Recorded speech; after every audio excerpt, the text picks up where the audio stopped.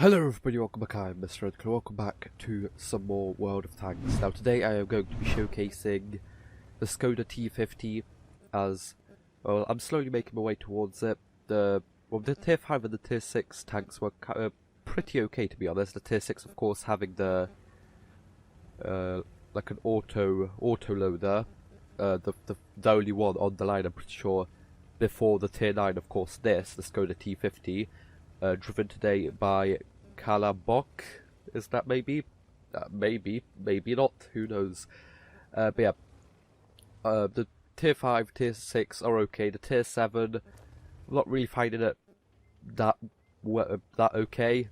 It's not really the fastest. It doesn't have too much armor or anything, as Kalabok puts in 3 shells into the AMX-30. Now this is what the Skoda T50 and the TVP are best at. Firing out about, well, this tank can do about, wait, how much is it? It's about 960 within, it fires within 3.59 seconds, so kind of weird, but it fires every 1.7 seconds, which is just a bit slower than the tier 10, which fires 1.5 seconds. But yeah, as I was saying, the tier 5, tier 6 are okay. The tier 7 I'm finding kind of doesn't have too much penetration either compared to like a Panther or something, and that also has a bit more armor and stuff. Of course, the tier 7 basically has the hull of the T-34, the tier 5 Soviet medium tank, so that's kind of, well, it's really weak. And the tier 8, I know, looks maybe a bit better, but not really. But I'm really looking forward towards the Skoda T50, which is of course over here. It looks absolutely brilliant. And I'm just noticing now, Kalabok seems to really enjoy this tank, as he has 2 marks of excellence on this, which definitely is a lot harder to get, like past like tier 8, because lower down, like especially tanks that like quite a lot of people play, like starting off, it's a lot easier to like get marks of excellence, but like, at tier 9 and like tier 10 especially, it's quite hard. So Kalabok over here is on Karelia, it's standard battle though, and I haven't really seen this in like quite some time, where people actually go up to like the northern west side of the map, and actually there's like a big fight over here. Normally there's like a couple of like there's like at least 2 tanks from each team. Sometimes there's literally 0 tanks that come up here. Most focus on the kind of like the south and like west side of the south and the east side of the map, as that's where most of the action goes. But to be honest, I've kind of enjoyed this side of the map a bit more, because there's a bit more places you can go over there. You just have to sit, either get hit by TDs at the back or artillery from the back of the map. But Kalabok over here is up to 3,200 damage in the first 3.5 minutes of the game, so that's already a decent result. I'd be happy doing that much in like a full game. Of course, it's like excellent, but it's definitely not bad.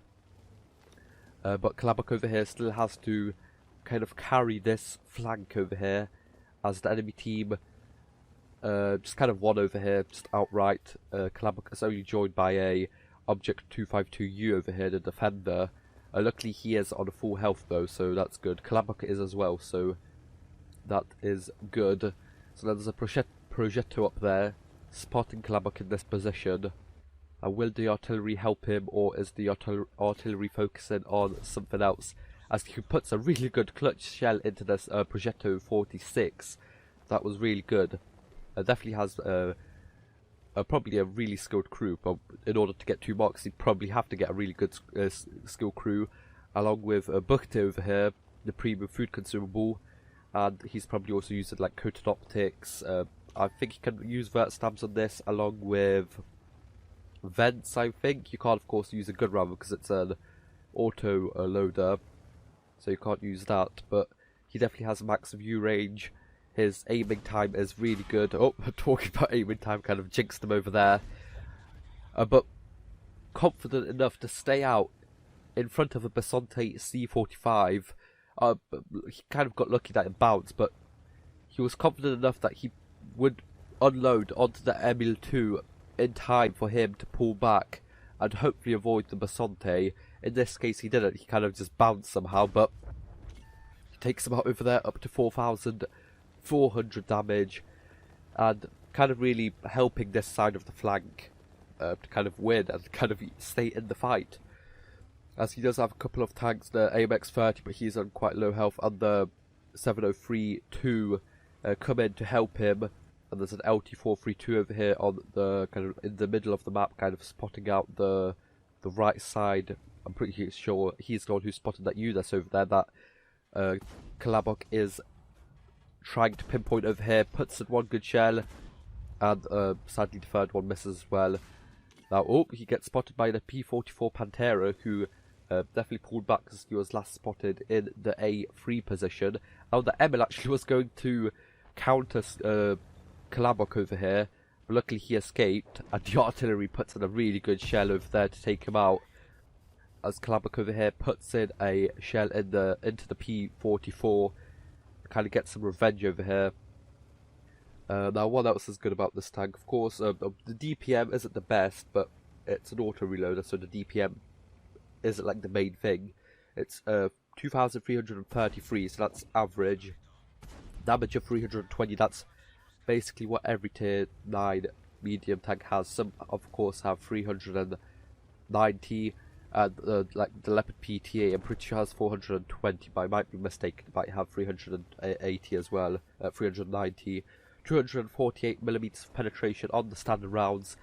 Now that Kalabok has actually fired all of them, now he has to switch to the heat rounds, which have 310mm of penetration, as he gets ammo racked by the Progetto 46, but he's dealt with. Now he's going to hunt down the last 3 tanks of the enemy team. The reload of this clip is actually 21 seconds stock, so you can get that down to around maybe 18 or something like that, which is definitely quite nice. It's definitely not like a batch at 25 TAP. It definitely reloads a lot faster, but of course has a lot less shells that do less damage. The clip size is 3, as you're seeing on screen. The intro clip reload is actually 1.8. I actually thought it was 1.7. Maybe they changed it, or I remember it being 1.7, but I might just be mistaken, so 1.8, okay. Aim time of 2.11, and the dispersion of 0.34, which is just top notch. 50 kilometers forwards, 20 backwards, 26 horsepower per ton ratio, which is good. 20 degrees of gun elevation, 8 gun depression, as he's going to hunt down. Oh, never mind. He doesn't take the kill on the enemy artillery. That is 7,690 damage, and the Skoda T50 in just over 8 minutes time. So as you can see over here, he gets an ace tanker for that game. Absolutely brilliant. A high caliber and a Confederate medal. So absolutely really good game for a tier 9. 7,690 damage. Only 1 kill, because that's why he picks up the Confederate, I'm pretty sure. Yeah. So only 1 kill for that much damage. So that's really quite a lot. 1,523 base experience. He did lose quite a couple credits, or only 6,800, because he did have to fire those heat rounds at the end when he didn't really need to. Out of the 32 shells he fired, 25 hit and 24 penetrated. So that's also really good. It really shows off the good accuracy of this gun. I want to say accuracy of this gun, but yeah, did a little bit of spotting, not really too much, but absolutely brilliant game for the Skoda T50, and I really can't wait to pick it up. Hopefully I'll be able to kind of make my way through the tier 7 and the tier 8 quite fast to get up to this, because this definitely looks really nice and I really can't wait to play it. But for now, I hope you guys enjoyed. Like, share, subscribe, and I'll see you guys next time. Bye bye.